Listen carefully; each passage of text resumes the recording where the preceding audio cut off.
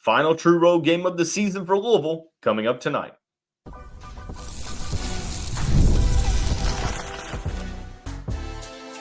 You are Locked On Louisville, your daily podcast on the Louisville Cardinals.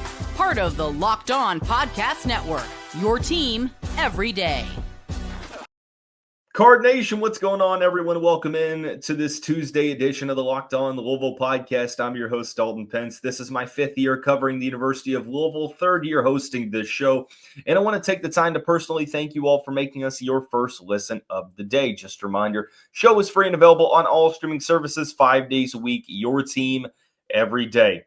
It is game day once again, final true road game of the season for the Louisville Cardinals. They travel down to Blacksburg, Virginia to take on the Hokies of Virginia Tech. 9 o'clock tip-off tonight. We'll preview the matchup for the Cardinals and how Virginia Tech has just not had a good season in 2024-25. We'll also conduct this week's installment of the weekly mailbag, 2-part mailbag, 5 questions in total, one surrounding whether or not Pat Kelsey should get a raise and extension at the end of this season, and many more great questions. Thank you all for asking those questions. We'll answer those in the second and third segments, respectively. It's game day again. I don't know about you all, but maybe it was needed because the team was dealing with an illness, but I don't like it when it is almost a week in between games. Like, I like when Louisville plays Saturday and then they play Tuesday or Wednesday. The Cardinals back in action tonight, 9 o'clock tip-off at Cassell Coliseum in Blacksburg, Virginia, taking on the 12-15 Virginia Tech Hokies. Previewing this matchup, you have to look into what has gone wrong this season. It's an offense that isn't really all that high-powered. They turn the ball over a good amount, and they don't force a ton of turnovers either. But it's been sort of a middle-of-the-road conference schedule for Mike Young's team. Virginia Tech is 7-9 in conference play. They are one of 4 teams in that or with that mark. Duke, Clemson, Louisville, SMU, Wake Forest, and North Carolina are your current top 6 teams as of Monday afternoon. You have Stanford at number 7, and then you have 4 teams tied at number 8, and Virginia Tech is in that 4-team group. 12-15 overall. They are 2-3 in their last 5 games, and at the moment, as of Monday, 158th in the net rankings. They are the 3rd worst team in the net rankings in the conference. And if they are one of the worst teams in the conference in terms of net, then they are one of the worst teams in the Power 4.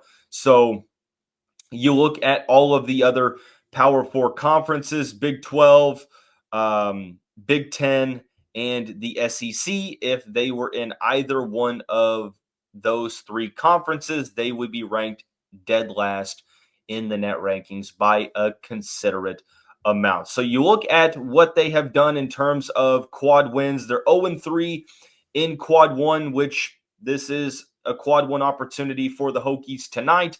They're 4-9 in quad 2, 2-2 in quad 3, and 6-1 in quad 4. So not only do they not have a great resume, but the wins that they have, not really against great teams.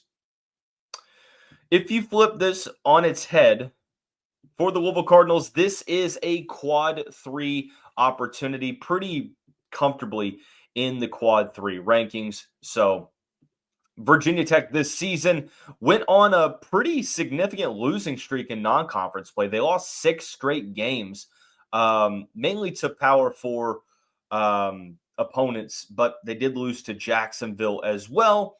They were able to win 2 and then lose 2 more. And since then, it has just been up and down. They win a couple, they lose a couple. You look at the month of February and what it has brought forth to the Hokies program.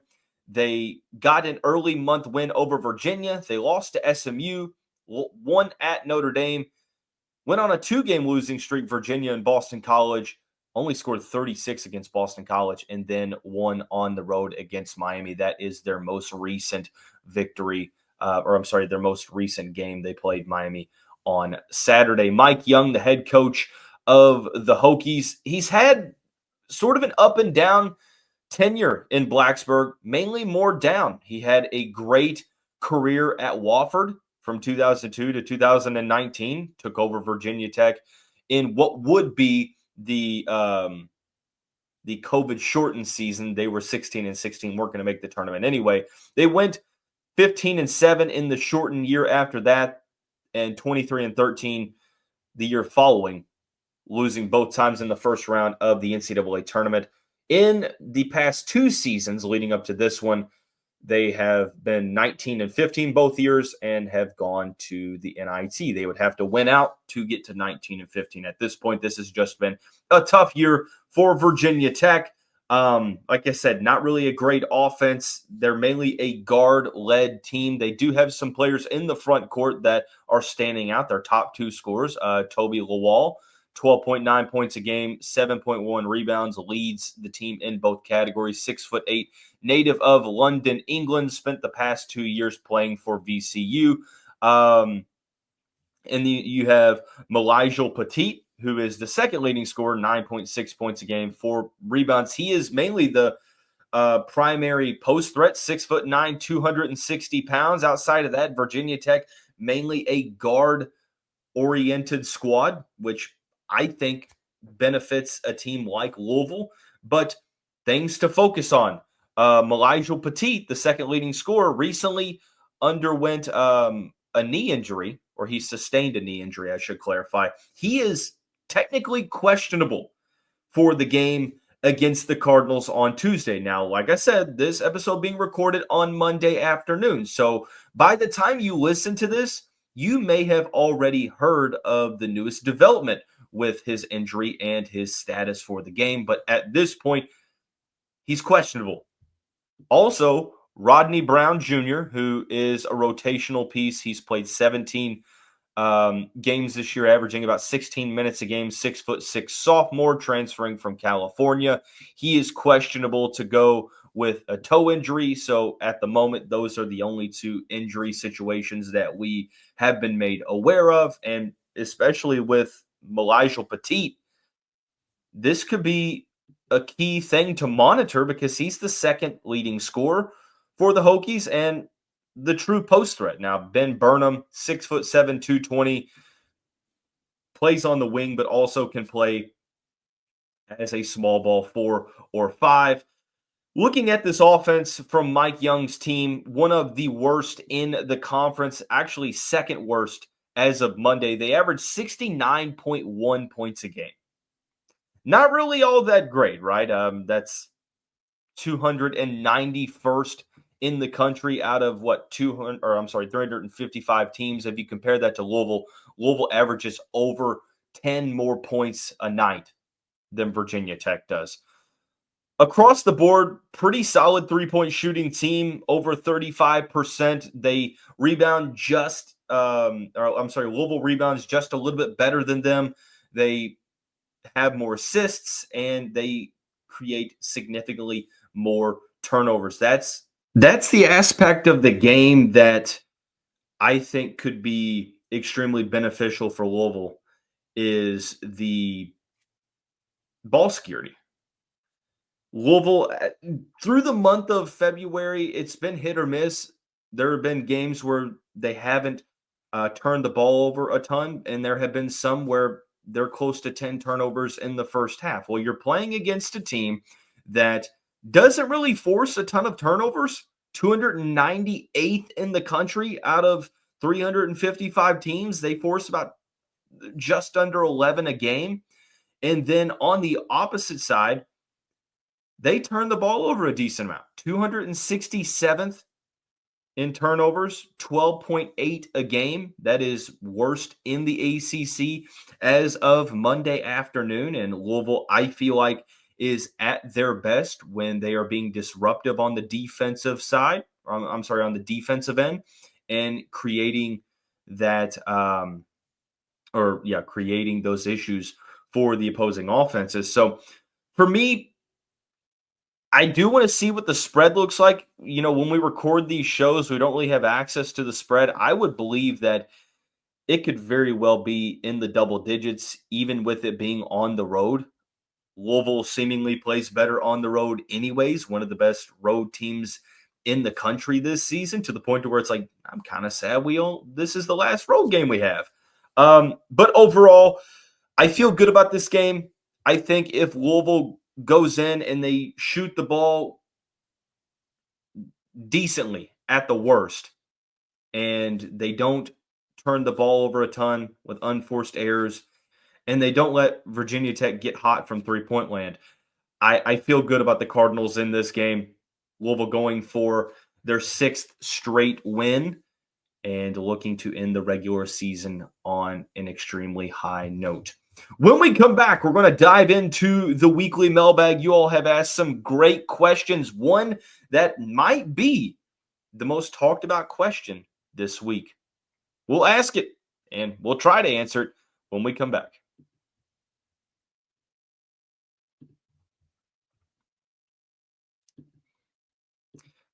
March basketball is here. There's no better way to get in on the action than with Prize Picks, the best place for daily fantasy sports. With Prize Picks, you pick more or less on at least 2 player projections, and if you're right, you can win up to 1,000 times your cash. It's fast, easy, and keeps everything exciting. This week, I'm looking at Jason Tatum for more than 29 points. And I'm also liking Jalen Green's numbers on the over on 3-point made field goals. When you win, your money will hit your account in as little as 15 minutes. No waiting around. Download the app today and use the code LOCKEDONCollege to get $50 instantly after you play your first $5 lineup. That's Locked On College for $50 off after your first $5 lineup. Prize Picks. Run your game.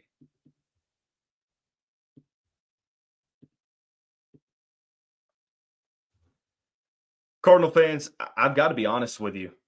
The mailbag segments plural, are quickly becoming some of my favorite segments of the week, because the questions that you all have been asking have been fantastic, really thought-provoking, and sometimes that's at a disadvantage for me because I have to sit around and think, well, how would I approach this question?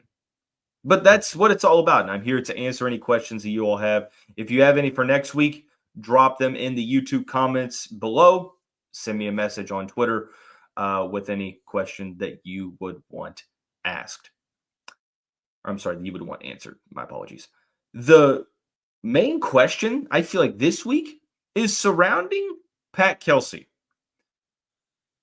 Do you believe that Pat Kelsey should receive a contract extension and raise at the end of this season? This is an extremely relevant question because it's one that has been brought up on social media a couple times. I've seen the discussion on Twitter specifically about whether or not Josh Hurd should go to Pat Kelsey and talk about a contract extension and a raise. And I think that the short answer for both of those questions is yes, with an extension and a raise. The extension, not so much, because if you look at the language in Kelce's contract, he automatically gets a 1-year extension if he makes the tournament in any of the first 3 years. Louisville is likely to make the tournament this year, so the contract that originally goes through March 2029 would then go through March 2030. If you want to tack on another year or two, I wouldn't be against it. But I think that what we're most interested in is, what does the raise look like? At the moment, Pat Kelsey is making $2.3 million base salary through 2029. If you look at all of the bonuses that he has available to him, some performance-based bonuses, he will get $50 for making the tournament as an at-large bid, $100,000 for reaching the round of 32, $150,000 Sweet 16, $200,000 for the Elite 8, 250 for the Final Four, and 500 for winning the national championship. Those increases are non-cumulative and are based on highest threshold met. So he will get one of those bonuses depending on how far that Louisville goes. He's got a one-time bonus of $25,000 for being named Conference Coach of the Year, $50,000 for National Coach of the Year from AP, NABC, or Naismith, and regular season champion or co-champion and regular and ACC tournament championship, all $50,000. So there's a lot more in that contract. But shout out to Matt McGavick of Louisville's Sports Illustrated site for breaking that down. Long story short, you kind of have to approach it like free agency and use other contracts for reference. Dusty May was just given an extension at Michigan. Now he has the whole IU situation swirling. So he basically got like over $1 million increase. So he's going to be making 4.65 next season through his contract. Now, at the moment, Louisville doesn't have any competition for Pat Kelsey, but things can change so quickly in the college realm that it's just a matter of if you believe that he's the guy moving forward. And for what he's done in year one, then yeah, I really believe that he is the guy to lead the Louisville Cardinals back to greatness. The only question is, well, what does that dollar figure look like at the end of the year? And I believe that there will be a direct association between, or correlation between, how much he makes and how far Louisville goes in the tournament. Because if he goes on a run in the tournament, I think that he has more leverage to ask for more. You look at the top 25 highest paid coaches last year. Right now, that's what we have the most access to. Jeff Capel at Pittsburgh was making $3.5 million. He was the 25th highest paid head coach last season. Some other coaches under $4 million: Jamie Dixon, 3.8. Andy Enfield was at USC making 3.8. Greg Gard at Wisconsin, 3.7. Juwan Howard at Michigan was making 3.7. And Matt Painter was making 3.6. So do you think that he will get a $2 million raise? Probably not. If he goes on a big run, makes the second weekend of the tournament, I think that there is an opportunity there. I think for Pat Kelsey, you're probably, now that you're on the back end of all the buyouts that you've had to pay, maybe you have the resources and funds to be able to add to his contract. I think that he should get a contract extension and a raise at the end of this year. The only question is, well, how much would that look like? And the answer right now is to be determined. I do think that getting him up to $1 million, like 3.3, would make a ton of sense because of what he's doing this year. It's just a matter of how's Louisville going to look to end the year and how are they going to look in the tournament. That will directly have an effect on the contract negotiations. But it's a matter of time to determine whether or not Hurd will initiate that contact. Not sure if it'll happen this offseason or not, but we'll see. I don't really think it's too early, in my opinion. Will Louisville take on Arkansas or Kentucky in the NCAA tournament? It seems like every bracketology prediction out there that I've seen, Louisville is either in a pod with Arkansas or Kentucky. I mean, we saw in 2014 how narratives can sort of drive the seeding in a specific region and some of the matchups because of the TV revenue that it would generate. Will they? I mean, that's hard to say. I'm going to say, just because I'll take the field, I'm going to say they're not going to play Arkansas or Kentucky, but I will give myself a cop-out and say that it would not surprise me in the slightest if, for whatever reason, the Cardinals had to go through one of John Calipari or Mark Pope at some point in the NCAA tournament early on, assuming that they win to get to that point. When we come back, we'll discuss Louisville's tournament seeding ceiling.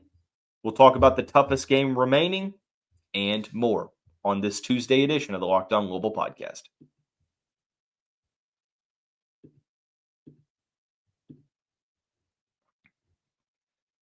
Cardinal fans, want to take the time again to thank you all for making us your first listen of the day. Just a reminder, the show is free and available on all streaming services 5 days a week. Your team every day. Final segment of this two-part mailbag. 3 questions in total to ask. First one, what is the best case scenario in your opinion for Louisville in terms of tournament seeding? So if we're taking best case scenario, currently they're sitting at about a 6 seed in most of the bracketology predictions. I'm looking to see what CBS and ESPN have them at.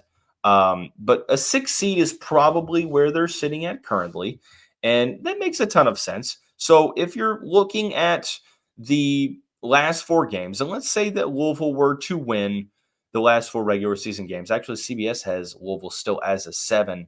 Joe Lenardi has them as a 6. It is what it is. If they win the last 4 games and they get to 25-6, currently they're at 24th in the net ranking. I would imagine they would rise up the net rankings just a tad bit, somewhat close to 20. If you get to 25-6, best case scenario though, you're playing the hypothetical that they would run the table in the ACC tournament. So it would be beating the 7 seed, you would beat Clemson, and then you would likely beat Duke. So you would get 2 more solid, likely quad 1 wins added to your resume. I think you definitely can get a 5 seed. I think you can get a 4 seed. You would have to get into the top, 16 in the net, or get close to it. You have that strength of schedule. The question is, can Louisville get into the top 12?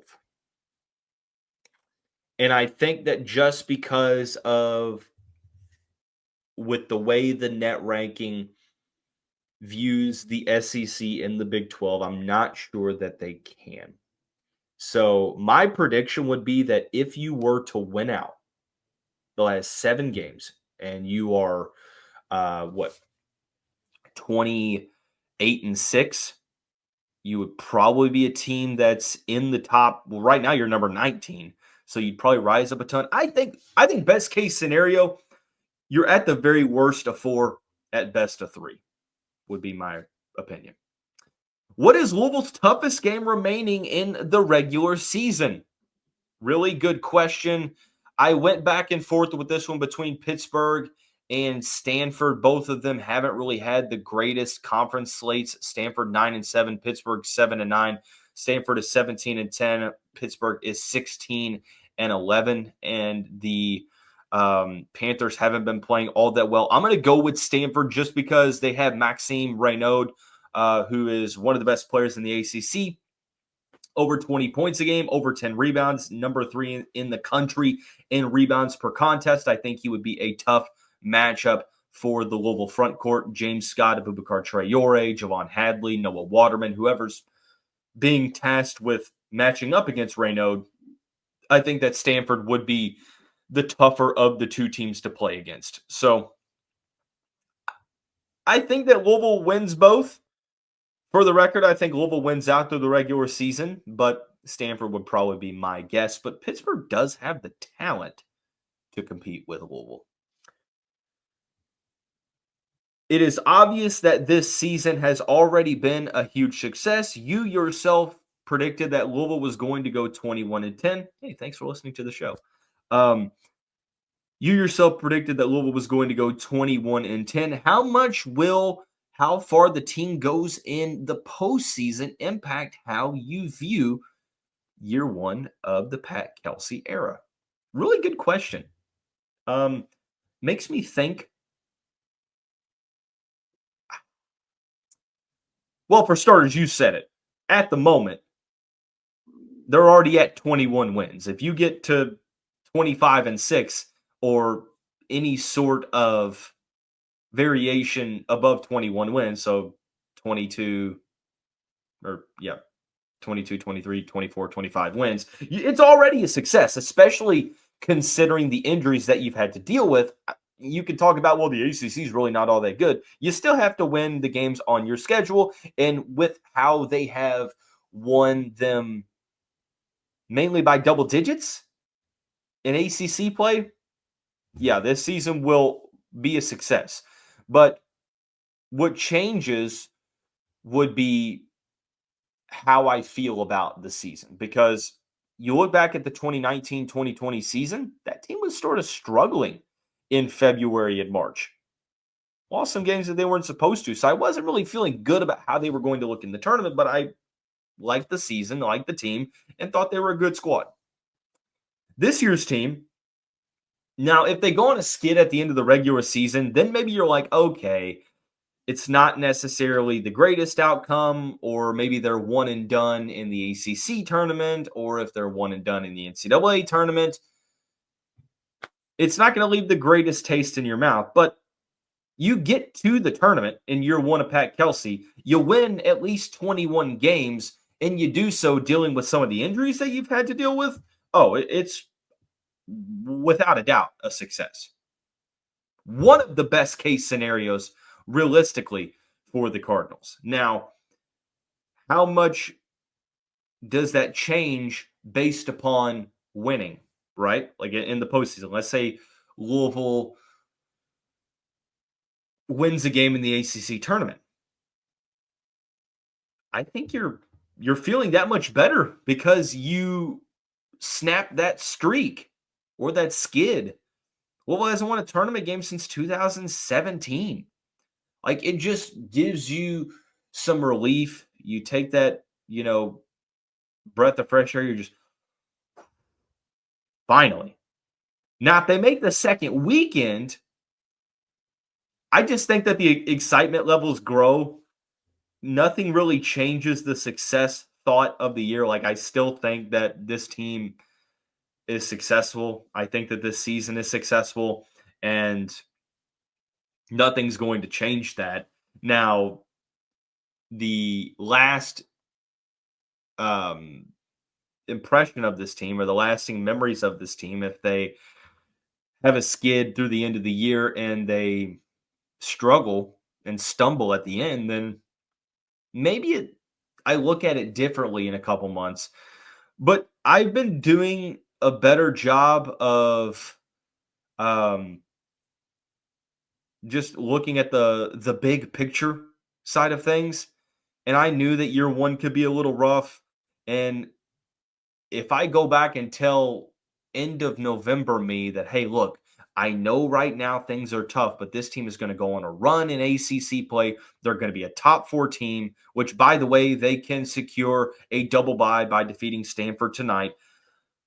And they're going to make the NCAA tournament with a good chance to win at least one tournament game. I'm going to sit there and be like, oh my goodness, this is basically best case scenario. So that's the way I'm looking at this. I'm going to view the season in a good way regardless. So that is going to wrap up this episode of the show. When we come back tomorrow, we're going to recap Tuesday night's game. We'll have some more to talk about in terms of ACC seeding and wrapping up the end of the regular season. That's going to wrap up this Tuesday game day edition of the show. Go Cards tonight. We'll see you right back here tomorrow.